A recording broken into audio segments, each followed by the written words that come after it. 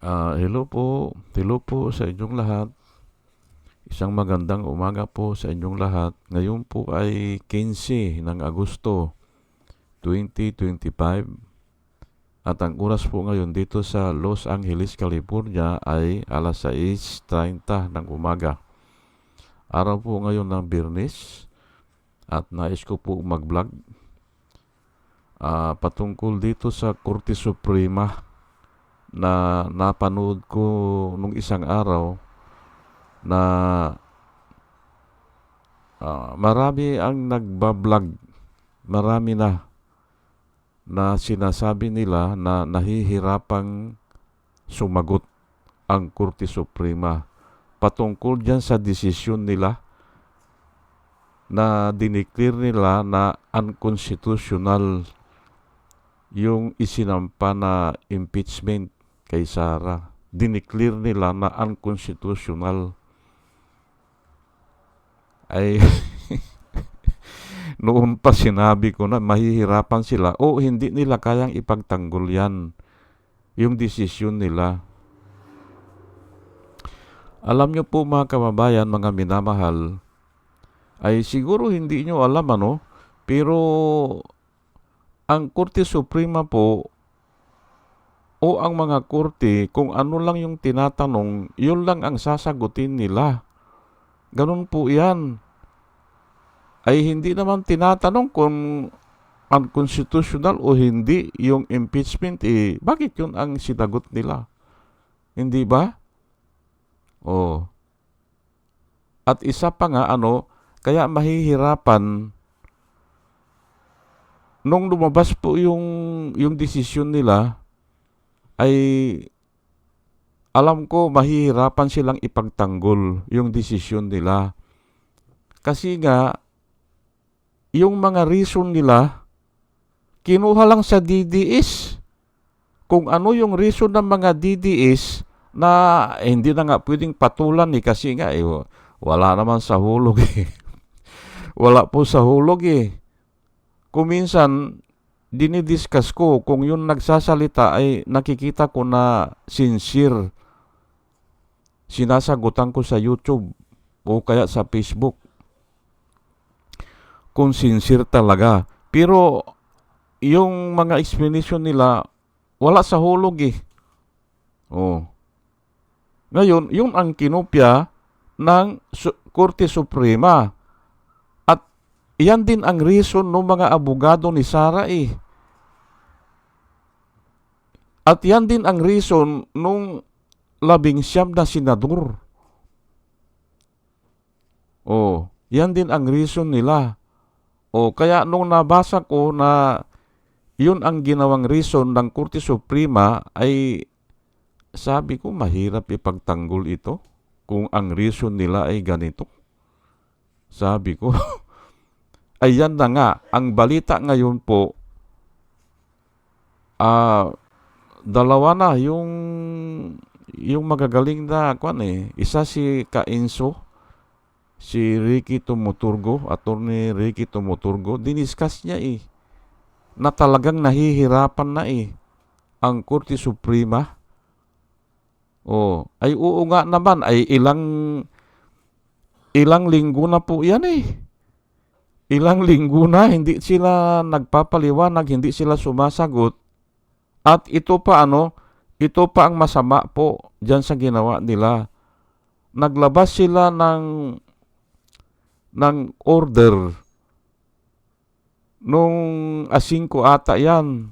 At binigyan lang ng 10 days, supposed to be 15 na ngayon Dapat sasagot na si Sara o yung mga abogado ni Sara para sagutin yung MR o yung motion for reconsideration. Ay kako, ay bakit ang ipapasagot, bakit ang sasagot ay mga abogado ni Sara? Ay sila ang sumulat ng desisyon ay ang kini-question po ay yung desisyon. Ay di dapat sila ang sumagot Ngayon, sinulat ko dun sa mga YouTube channel, kuwan lang ito, ploy o decoy, para kung sasagot ang mga abogado ni Sara ipapasa na naman sa Kongreso. O para sila na ang magsagutan at libre na ngayon ang Korte Suprema. Ganun lang po yan. Pero dapat hindi ganun. Sila magpaliwanag ay sila ang nagdesisyon O bakit ang magpapaliwanag ay ibang tao? Hindi ba? O kaya nga isa yan sa nakikita ko talagang mahihirapan sila na ipagtanggol yung decision nila. Ay ano ba ang ang kinumpyan nila sa DDS? Ano ba ang kinumpyan nila? Ay ito po hindi daw binigyan ng due process si Sara. Yan din ang yan din ang sagot ng mga DDS. Bakit hindi raw bigyan ng kasi nga ay ang sabi ni Sara in a proper forum ang gusto niya doon lang siya sasagot ay ang sagot naman po ng maraming tao ay yan na nga ang proper forum yung impeachment trial kaya hindi masagot yan ng Korte Suprema. Kung ordinaryo na tao lang na hindi nakakaintindi ay talagang hindi alam o walang alam sa batas, pwede niyang sabihin yan. Pero ang Korte Suprema, ay kaya nga may korte tayo kaya nga may impeachment Kasi nga doon ipapalad lahat Kaya yun ang proper trial due process. Doon pakikinggan lahat. Ay wala tayong magawa dyan. Kinopya nila Kinopya nila sa napakawalang kwintang tao, yung mga DDS. Ngayon, hindi nila maipagtanggol. Ano pa? Wala daw naganap na botohan. Yun ang sabi nila. Walang naganap na botohan basta transmit lang sa Senado. Yun ang sabi nila. Ay yan din ang sinasabi ng mga DDS. Pero ipagpatawad na sila kasi nga hindi nila naintindihan Pero ang Korte Suprema ay dapat naman mag-research naman kayo, hindi ba? Kinuha kasi nila sa news clipping ng ABS-CBN ay itinanggi na ng ABS-CBN. Hindi ganyan ang isinulat namin. Ay doon sila kumuha. Hindi nila kayang sagutin ngayon yan. Bakit sasabihin nila na walang naganap na botohan sa lower house? Itinansmit na lang daw. Ay hindi nila kayang sagutin yan. Kasi may record May record po sa lower house. May botohan sila. At saka ngayon ay itinatanggi na ng ABS-CBN. Ay tika muna, sabi ng ABS-CBN, hindi ba? Hindi ganyan ang isinulat namin. Ayan po, hindi ba? Ay bakit ganyan? Ay kinumpya nga nila sa DDS. Ito bumaba ang antas ng karunungan ng Supreme Court. Bumaba po kasi nga kinupya lang nila sa DDS ay mabuti sana kung ang magpaliwanag ay DDS. At saka kahit naman na magpaliwanag yan exempted naman sila yan kasi hindi naman nila naiintindihan yan pero ang isang mahistrado, hindi ba? Mahistrado sila naiintindihan nila yan maliban na lang kung talagang sinasadya nila na nagtatanga-tangahan sila. At yan ang isa sa nakikita ko. Tapos, ito pang isa. Na yan din ang rason ng mga DDS. Nilabag daw yung 1-year bar rule. Ayan po hindi ba? Ayan po ang trabaho po ng mga abogado. Ganyan po ang trabaho nila Titignan yung batas Oh, ang nakasulat sa batas ay hindi pwedeng i-impeach ang isang tao o yung nga, impeachable officials ng 2 beses sa isang taon. Yun po ang nakasulat. Ngayon, pag-aaralan nila yan. O, hindi pwedeng i-impeach ang isang tao ng 2 beses sa isang taon. Eh di gagawa ngayon sila ng ngayon, ng mga pakulo, hindi ba? Gagawa. Pero hindi sila magsasalita. Ang magsasalita muna yung mga taong walang alam. Yun ang magsasalita. Pakakalatin nila yan. O, ang sasabihin ng mga, ay itong nilabag ito, o, 4 na complaint. Pero, kunyari, hindi nila naintindihan, ay 4 na impeachment na yung ganon, hindi ba? Ganon lang po pero ang maestrado, hindi pwedeng maluko sa ganyan. Kasi nga nag-aral sila naging judge din sila yan, naging prosecutor din sila yan. Mga abogado sila yan, hindi ba? Hindi pwede na yan ang gagamitin nila na nalabag yung 1-bar rule. Hindi nila kayang patunayan yan, Kasi nga, mayroon ng mayroon na nung Francisco case 20 years ago. At yan po ay cherish na ng mga tao. Inaakap na ng mga tao yan. Pinayagan na ng mga tao yan.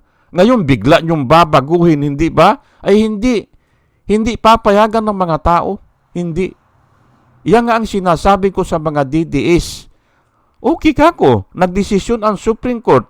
Pero, hintay muna natin kako na ang mga tao ay i-approve yan. Opo, ganun po ang mga decision ng korte. Remember, every case is different Ngayon, kung may kahawig, kukunin yun, yung previous decision. At pag-aaralan, yung Francisco case, hindi ba? Inakap yun ng mga tao. Ay bakit ngayon ay gagawa ng desisyon na salungat dun? Hindi ba? Hindi aakapin ng tao yan, kako. Pag hindi inakap ng tao yan, ay day 1 pa lang, umangal na mga tao Day 1. Dito, ang dami na. Day 3, ay mga dean, mga law student, mga professor ng College of Law, hindi ba? Umaangal Paano maipapatupad yan? Sabi ko. Pero sige, hayaan na natin na ang mga senator, yung 19 senator, na akapin nila yan. Bahala sila dyan. Akapin nila kung gusto nila. Ipagtanggol nila. Pero hindi nila pwedeng ipagtanggol yan Kasi nga, lalabagin din yung Supreme Court decision na yun ang tinanong. Yun po ang tinanong noon doon sa Francisco case. Saan ba nagsisimula yung 1-year bar rule? Saan nagsisimula? At ang nag-decide dyan ay ang Supreme Court. Nagsisimula yung kanya pag na-endorso na sa Justice Committee ng lower house. Ay pero itong kaso na ito, hindi na dumaan sa ganon, hindi na dumaan sa Justice Committee kasi nga nakakuha na sila ng 1/3, at least 1/3 lagpas 70% ang nakuha 70% ng lahat ng membro. Hindi ba? Kaya hindi na dumaan doon sa Justice Committee. Ay saan ba nagsisimula? Ay doon sa kung kailan nila tinansmit, doon nagsisimula Ay aywan ko lang pero kaya nga hindi nila masagutan Pero yun ang rason nila. Nilabag daw yung 1-bar rule. Hindi ba? Patunayan nila ngayon. Saan sila kukuha ng patunay? Kaya nga hindi haharap yan. Si Leonin hindi haharap yan. O kaya, ang reason ko dyan, hindi haharap yan kasi hindi kasama yan sa bayad. Walang bayad yan. Yung pagtatanggol nila, yung halimbawa, magpa-interview sila, o kahit na yung spokesman na lang. Sana, kahit na yung spokesman na lang na ipaliwanag yung mga desisyon nila. Parang ganun kay Panilo, hindi ba? Pinapaliwanag ay nagiging kumikiro lang naman, hindi ba? Ganun sana. Kumuha sila ng ganun kay Panilo na magsasalita lang ng kung ano-ano. Napanood ko po yun yung nagharap sila ni Trillanes doon sa Julia Vargas Street, doon sa BPI, BPI ba yun? O ano ba yun? Anong bangko ba yun? Nagharap sila. Pinapunta daw siya ni Duterte ay nung hinahanapan na siya nung yung waiver hinahanapan na siya kasi yun ang usapan. Doon niya dadalhin ang waiver doon sa bangko.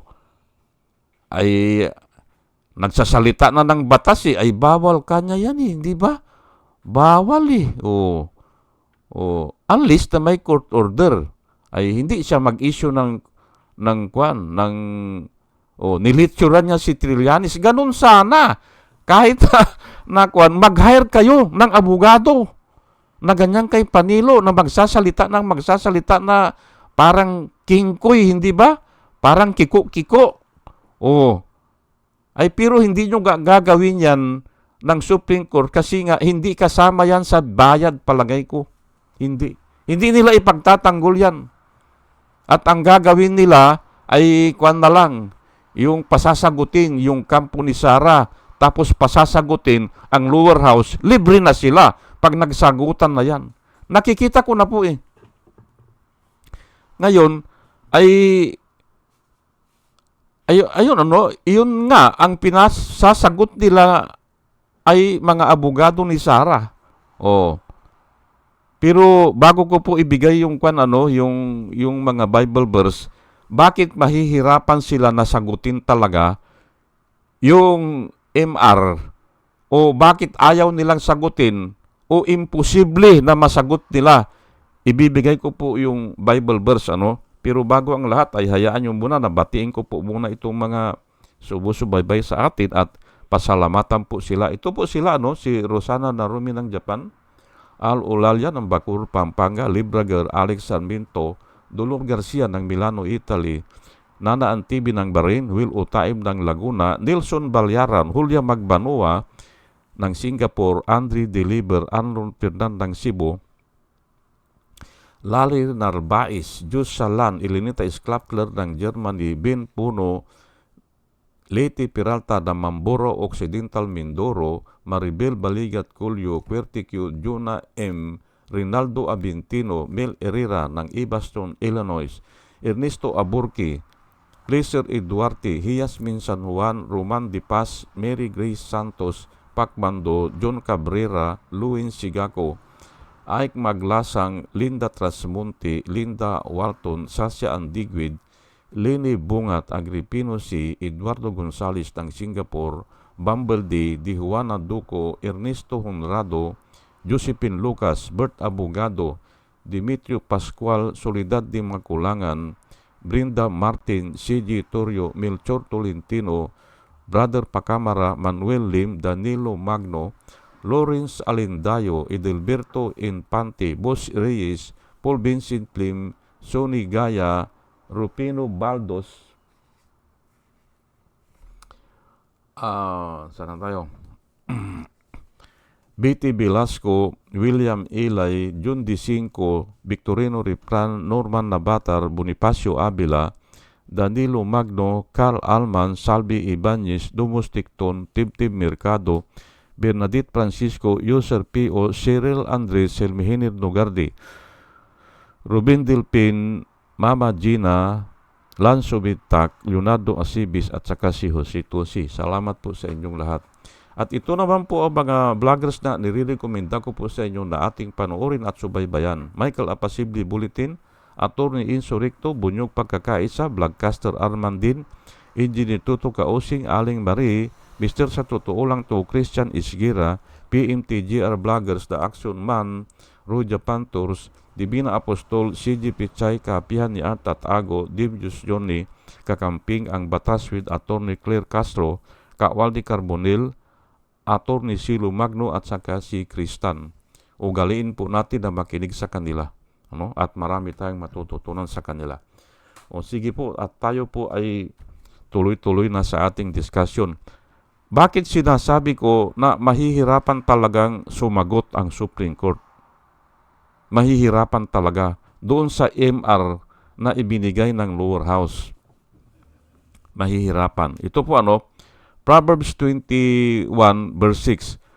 For a fortune made by lying tongue is a fleeting vapor and deadly snare. Ayan po For fortune made by lying tongue is fleeting vapor and a deadly snare. Yan po ang mababasa natin sa Proverbs 21:6. Yung kayamanan daw, o kung ano ba yan, o katanyagan, o mga posisyon, hindi ba?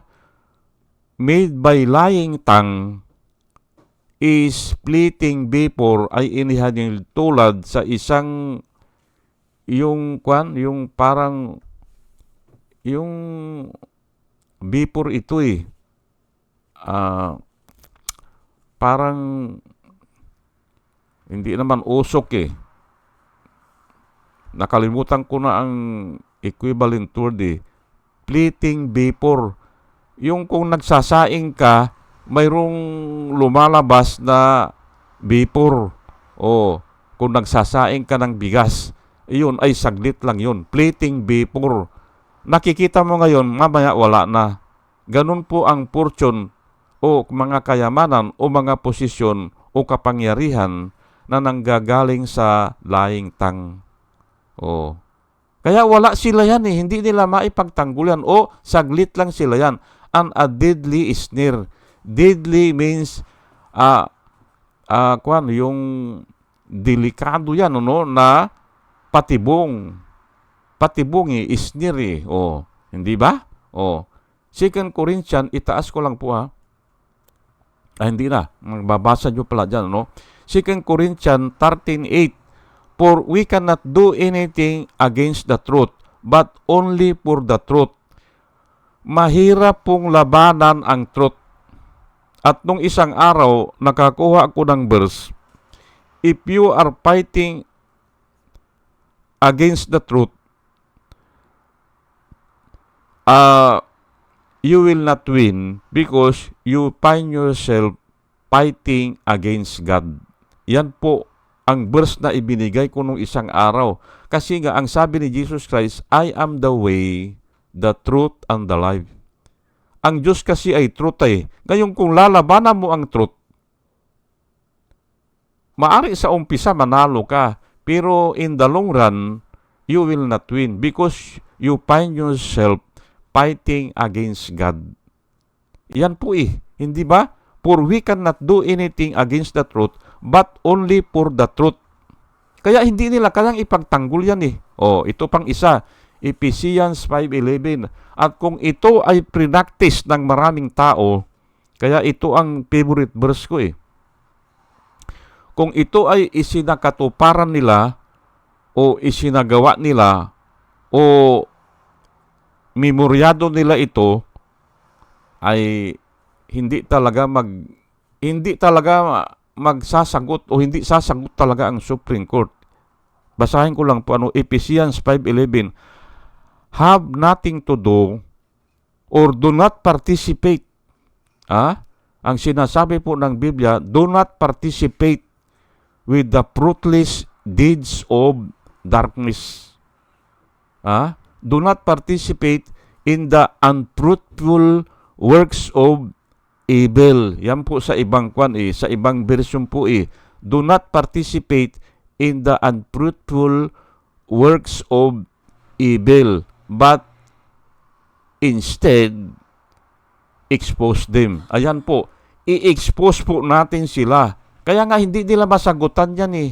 Oh, di ba? Oh, bahala kayo kung maniwala kayo diyan, hindi ba? Kung i-expose natin sila yan, ay mas lalo silang mayuyupi yan. Ngayon nga, hindi na nagsasalita eh. Oh. Oh.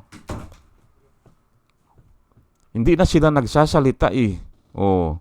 Yan ang sinasabi ko po sa inyo. O sige po at hanggang dito na lang po at sana may natutunan po tayo sa ating pakikinig at dinadalayan ko po na yung nakikinig ay magkaroon ng wisdom na nanggagaling sa Panginoon. At muli mga kababayan, mga minamahal, isang magandang umaga po sa inyong lahat at salamat po sa inyong pakikinig. Salamat po ng marami. Salamat po.